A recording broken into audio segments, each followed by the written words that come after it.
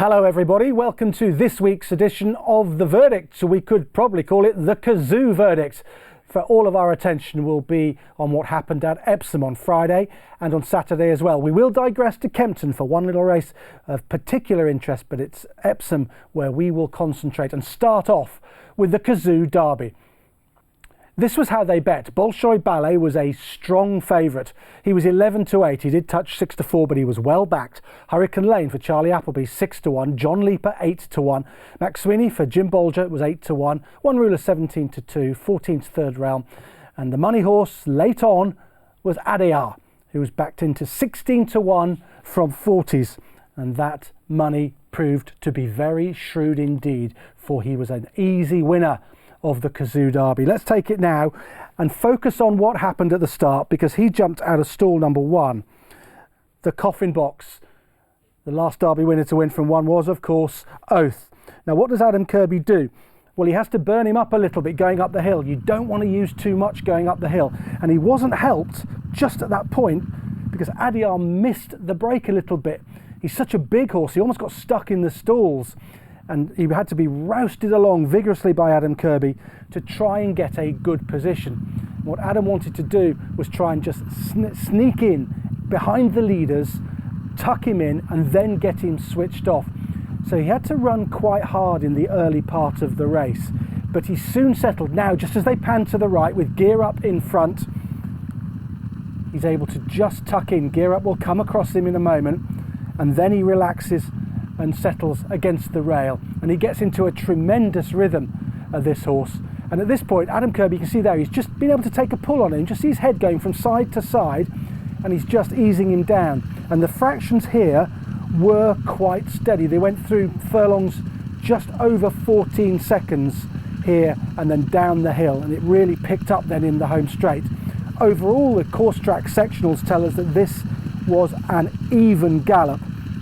But it was not a race, and this is important, not a race won by a horse who is just a stayer. To make that assumption would be absolutely wrong and naive. Here he is, sat there against the rail. I'm just going to highlight the other two. Moho Star, who's in second place, he's a little bit further back. And the third horse was Hurricane Lane, who sat right in there. Fourth home was Max Sweeney, he's there. So he's in a very good place, Adam Kirby. He's tracking the leader, Gear Up, who doesn't stay. A mile and a half didn't suit him whatsoever. And all he's going to hope for now is a bit of luck in running in the home straight. What of some of the others? We quickly mentioned the horse who's last at the moment, John Leaper. Far too keen. This was too much for him in his development. But he was keen under Frankie, who tried to settle him. And then Frankie makes a mid-race move on him to try and get involved round the outside. And he paid for that move late on. What about the favourite? Here he is. He's towards the outside. It's Bolshoi Ballet. He's sat in there, just on the outside in a perfect posse. He doesn't pick up in the home straight. Subsequently, it was revealed that he was struck into quite early on in the race, and he's pretty sore today, apparently, according to Aidan O'Brien, and he got struck into behind, and it looked like quite a nasty gash that he suffered.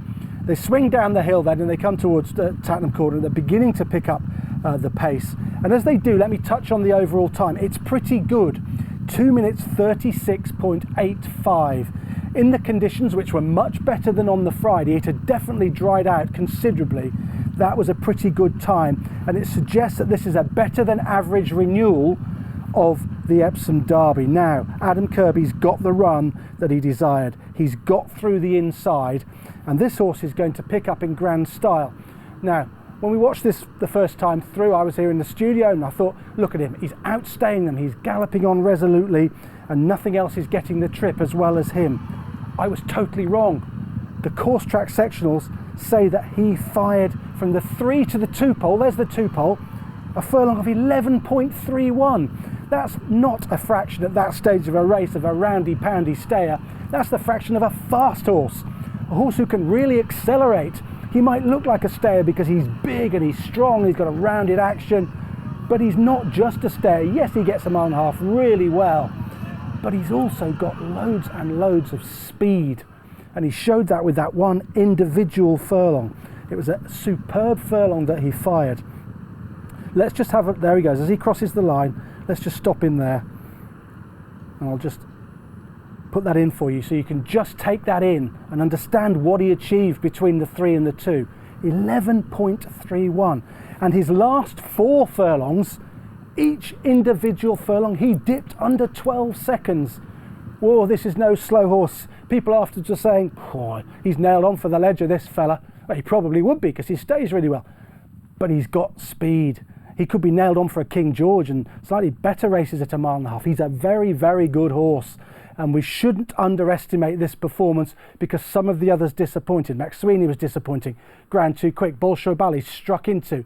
John Leaper pulled too hard. Premature move as well. So there were disappointments, but don't underestimate what this fella managed to do.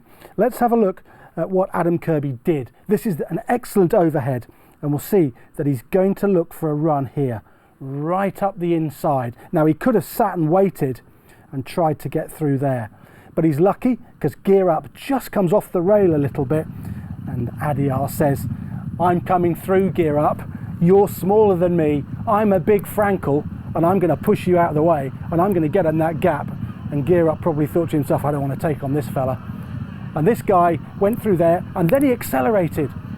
These horses in behind, they're still galloping. Look at the third horse. He's running on now. He ran Green Hurricane Lane in the Godolphin Blue. He's got into second. He's charging. Look how he's pulling clear of the rest. Look how the second's pulling clear of the rest, Moho Star. But still, the leader pours it on and wins by 4.5 lengths. This was a tremendous performance. Overall, he was 5.82 seconds quicker than Snowfall in the Oaks, who we'll have a look at in a moment. But that performance of Snowfall was under different circumstances, and we'll compare the two performances very shortly indeed. But it would be wrong, very wrong indeed, to underestimate just what this horse achieved. He's a very good 1.5 mile horse, and the King George we think is going to be next for him, and he'd probably be a natural for the Arc de Triomphe a little bit later on. Finally, the Racing TV website contains a brilliant article by James Willoughby talking about the Derby and the Oaks, full of passion, full of history, full of facts. Frankel size, Frankel stride, Frankel power for the winner of this year's Derby.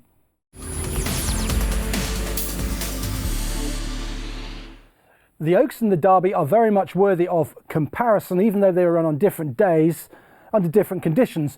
And once we've had a close look at what happened in the Oaks, we will compare both races. However, to start with, what happened in the Oaks? Well, Santa Barbara was favourite at 5-2.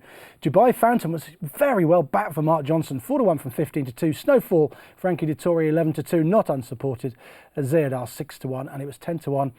And bigger, the rest of them, the race has been dominated by Aidan O'Brien. He's won 5 of the runnings of in the last 10 years. Last year, brilliantly with Love, and he had 5 runners this time around, and it was he who prevailed, but it wasn't with the favourite Santa Barbara. Everybody expected this horse was 4th in the Guineas to win. Oh no, it was Snowfall, and how? Just the 16 lengths. Let's have a look at it. Okay, we'll send them on their way. Now, the first thing to note, we've had a look at the Derby, which was Saturday afternoon, 4:30. It's been a very hot and drying day, and the ground was much better for the Derby. This was pretty soft ground. The rain had really got in, the track had been opened up somewhat. So this was quite hard work for these fillies, and thus the time here was over 5 seconds slower than for the Derby. But you cannot compare overall times when races are run on different days under different conditions. And this race, the Oaks, was run over slightly further, 21 yards further because of rail movement. The rail is out to save a strip of ground for the Derby, and they came across to the stand side, covering a little bit more ground in doing so as well. When you factor all those things in, you've got a very, very good time here and a very good performance from Snowfall. 2:42.67 was the winning time. We'll just stop them there. I'll pick her out for you. She's there. Oops, we don't want that. Apologies. There she is. Just behind mid-division at this stage. She gets the better of Mystery Angels, run an absolute blinder in second place, and Divinely for the Aidan O'Brien team. She's really stepped up for a step-up in trip. This really suited her, and she's run on for third. But this was a sublime performance from Snowfall, more than up to scratch. This is a very good Oaks performance. and she was only 0.44 seconds slower than the older horse Pile Driver, who won the Coronation on the same day and whom we will look at a little bit later on in detail. But if you just think of that in isolation, only 0.44 slower than an older horse in a Group 1, that tells you how good a performance this is. So if you crunch the numbers, you've got a Derby that's running a much quicker time than the Oaks, which is running different conditions over a little bit further. And what you get are two very similar horses. They've produced similar performances, but they've been achieved in slightly different ways. In this race, it wasn't quite as evenly run as the Derby, and Snowfall had to go quite hard, and she went quite hard quite early and established a lead over her rivals. So she had to make a hot move, if you like, at one point in the race, which the winner of the Derby didn't really have to do so much. And he was able to run a little bit more evenly than she was. So this was slightly bit more tactical than the Derby, which was an evenly run race, where the winner showed a smart turn of foot to go and win 4.5 lengths. And this filly, well, she surged clear. Now, she was aided, definitely, by this lovely thing, the rail. The highway against the rail. Now, that's brilliant from Dettori. He could have been marooned out here somewhere, but he wasn't. He got to the rail. And there's quite a few jockeys. That's Divinely I've highlighted there in behind. Well, quite a few jockeys don't want the rail, do they? Look where they are. They're miles off the rail. They're all there. They could have easily got to the rail if they'd wanted to. For that reason, Snowfall perhaps was a tiny bit flattered, but I think you've got to be careful with saying she was flattered, because I think she's very, very good indeed. There's the second crossing the line. What a run from Mystery Angel, who'd always been prominent, and the third horse, Divinely's, run well in the wrong part of the track. Let's have a look at it up the home straight. This is the overhead angle, as we like to call it in the game. We'll send them up the home straight once again, and there's Frankie, and he's purposefully heading for that rail, and that has definitely helped him. But what's also helped him is that he's on a brilliant filly. She put the race to bed between the 4-pole and the 2-pole, and she ran some quick fractions. Let's have a look at some of the fractions that she managed to run. The 3 to the 2. Now remember, if we're comparing this with the Derby, these are different conditions. She's not going to be able to sprint as much, as quick. She's got to deal with soft conditions, but she's gone 11.95 from the 3 to the 2. That's good in the conditions. None of these horses in behind, according to the course track sectionals, could do that. They couldn't do that. They were floundering in the conditions. That's a good furlong from her, a good individual furlong. And I can also get rid of that, and I can highlight another one for you. The 2 to the 1. Now look at that. Let's stop it there, right on the line. 11.52 from the 2 to the 1. Wow! In soft conditions, 11.52. Now, yes, she's got to the Golden Highway. She's got to the best bit of ground. Oh, but boy, that is a filly that's absolutely motoring in the conditions. It's a tremendous performance. Here's the head on. You can see them all angling across. What about the Vanquished? Well, Mystery Angel, absolutely brilliant run. Superb run from Mystery Angel, and indeed I thought from Divinely. Santa Barbara, well, what do we make of her? She's loomed up going pretty well. There she is. She was 4th in the Guineas. She was expected to come forward and improve for the trip. I've got a theory about her. She was quite keen in the Guineas. You'll watch her weaken from here. She was quite keen in the Guineas. She raced with her mouth open for a little while. She wanted to do too much. And I think she just does too much to be able to get 1.5 miles in soft conditions. I think she's just a bit too keen going. Often horses that work the house down at home are fast horses, not horses that stay 1.5 miles. Now look at this filly surging in the closing stages, Snowfall. This was a superb performance from Snowfall. I really think she's a very, very good filly. Now, from the 7 furlong pole to the 4 furlong pole, she was slower than Adayar. And in saying that, let's just have a quick bullet point comparison between the two. There's the overall times I refer to: 2:36.85, the Derby winner, 2:42.67. But if you crunch the numbers and you look at it And look what they did in the conditions. These are very similar performances. Adayar, 5.82 seconds quicker than Snowfall, but they're definitely similar performances given the conditions. Snowfall, as I mentioned, 21 yards further because the rail was out, and she had to get to the stand side as well, mitigated somewhat by the fact that she raced on better ground against the stands rail. The Derby was run at a more even gallop. The Oaks was a bit more tactical. Snowfall had time to deviate from an even pace more than Adayar, and she can be marked up a little bit for that. But both, make no mistake, are top class. These were above average performances, and Adayar is not just a strong stare. He's got speed. I highlighted that 11.31 furlong. And finally, a repeat for Snowfall. Just a repeat of this. She doesn't have to improve. Just do this again, Snowfall, and she'll be virtually impossible to beat in all age Group 1 races, getting all the allowances. And that really, really does smell of the Arc de Triomphe.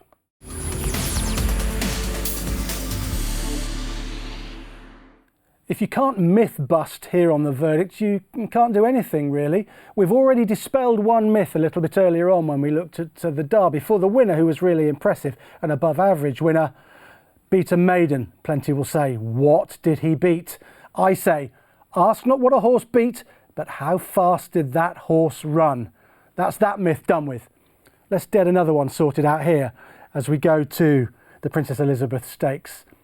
And this myth is about horses that get easy leads. And everyone, well not everyone, but a lot of people like to say they're flattered out in front. Well, what about Snowfall in the Musidora when she made all? She went on to win the Oaks by 16 lengths. She wasn't flattered in the Musidora. She ran very fast if you look at the course track sectionals, so it matters how fast they run. Now that is pertinent to Parents' Prayer, who was a 4-1 third favourite for the Princess Elizabeth Stakes, behind Statement and Memora, and she makes all.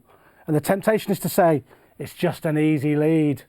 We're not impressed with that. And then you go to the award-winning course track sectionals, and you find out that this is pretty damn good. Let's have a look at it. She came from stall 2, and she beat Nazuna, and she beat Statement as well. Now it is fair to say that Holly Doyle, to a degree, got her own way out in front, and the opening fractions were pretty even. There she is, just nicely berthed against the rail, travelling quite strongly, in hand, not going overly fast. But what happens is that this filly has got far more speed than anything else in this race. Now, position does matter in races, but not as much as people think. What matters is the ability to run fast from whatever position you end up in. And believe me, this horse can run really fast. This was steady really down the hill and into the home straight, and then she flies up the home straight. She grows a pair of wings and she takes off. It was a superb performance. Listen to these fractions once she's turned in. 11.61, 11.22, 10.91, 11.11 and a 12.23 easily in the final furlong. Easy lead theory debunked, no problem at all, courtesy of how fast this filly ran out in front. It was an above par performance, there is no doubt about that whatsoever. Nazuna ran okay. Statement, who was asked to do quite a lot from a long way back, was a little bit disappointing. Here's Statement right on the outside, but they are never going to get to this filly out in front. She is sprinting clear of these. She's now hit the 2 pole and she's going further and further clear. And she's not just sprinted for a furlong or 2 furlongs, she's sprinted all the way up the home straight. That's what the sectionals tell us. She's very useful indeed, and she hits the line hard too. One point we should make, however, while she is a fast filly, she did get her own way to a degree and is much better than these. She also got something that she wants, which is soft ground. And I think that might always be quite important to her. She's only got it getting her toe in. You can see the divots that they're making. And her dam was pure excellence, who wanted cut in the ground. And I think that trait, to a degree, has come out in Parents' Prayer. But I think it would be very wrong to underestimate this filly by saying she got an easy lead. It wasn't if she went very slowly early on. She went an even gallop according to the sectionals, and then she went very hard in the closing stages. And how fast did she run? Well, let's just remind you. Last 3 furlongs she went through in 34.25. Even 12s would get us to 36. My 10-year-old could work that out. 34.25, that is quick. She's going really fast. Now remember, they're finishing slightly uphill in the closing stages at Epsom, and she's still roaring along. We also need to have a look at this, which is the finishing speed percentage in this race. Now, finishing speed percentage, we talk about 100%, and if they are generally under 100%, this is a generalism, then it means that they've finished slowly in a race that's been quite strongly run. If it's over 100%, we're suggesting that they finished fast in a race that's been quite steadily run. Well, the 1.5 miles at Epsom is completely different. You've got a par FSP finishing speed percentage of about 110, 111, somewhere there, because of the massive uphill climb in the early stages of the race where horses go steady. But you can just see how quickly she's finished off. She's gone a mile here and 7.26% quicker than the rest of the race. She's come home. She's absolutely flown up the home straight. She should not be underestimated as she makes her way to Royal Ascot, for I am sure she will go there. And Archie Watson's got his team in rare form, and it was a nice winner for Oisin Murphy as well, who got it right out in front. But this filly, don't underestimate her, she's good.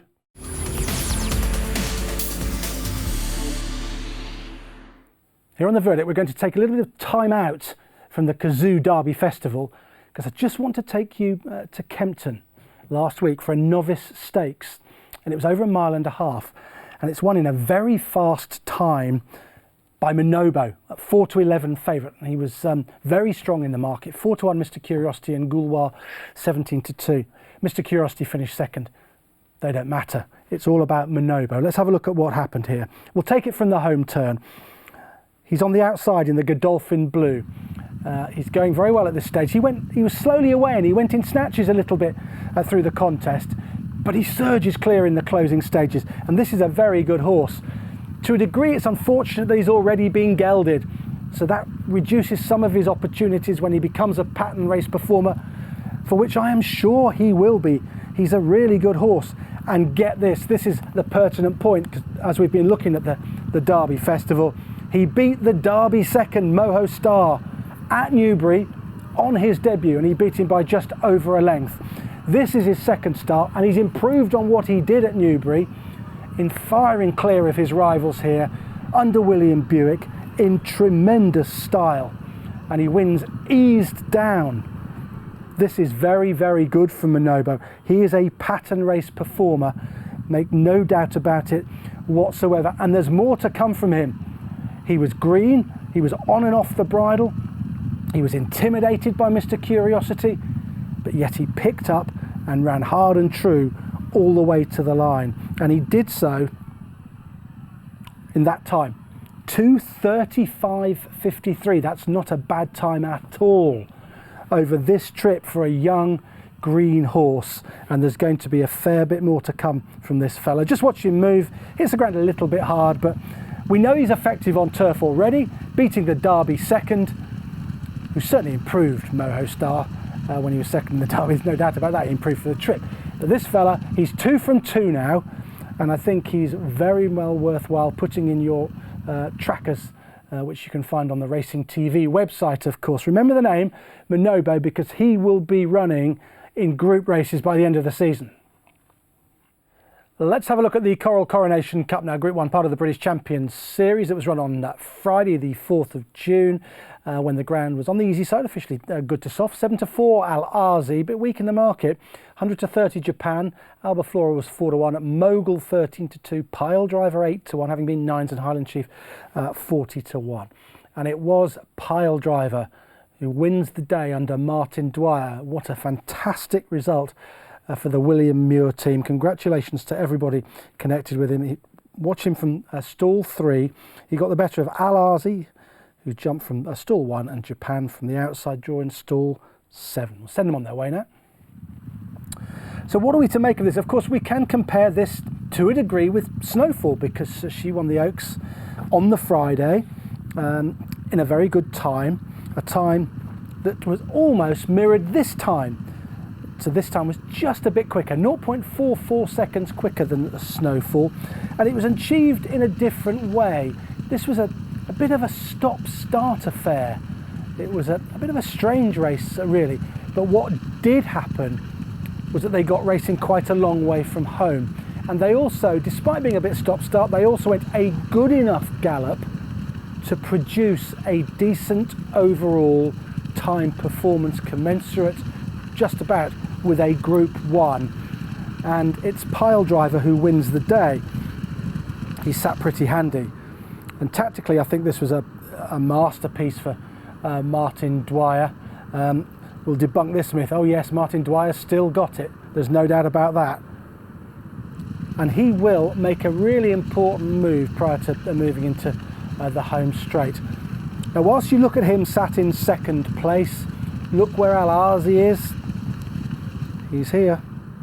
Oops, there's your winner, sat in second place, and Al-Azi's back there. There he is, in last, and he's going to be given a fair task really in the conditions, but he makes a real bold fist of it, and he just about gets to the front before Piledriver piles him in late in the closing stages and rallies to get back up, almost Sir Percy style for Martin Dwyer. This is where the pace steadied just towards the top of the hill. The course track sectionals telling us that they really did steady it down, but look at Dwyer, he's gone, he's not having any of it. Right round the outside, and away he goes on Piledriver.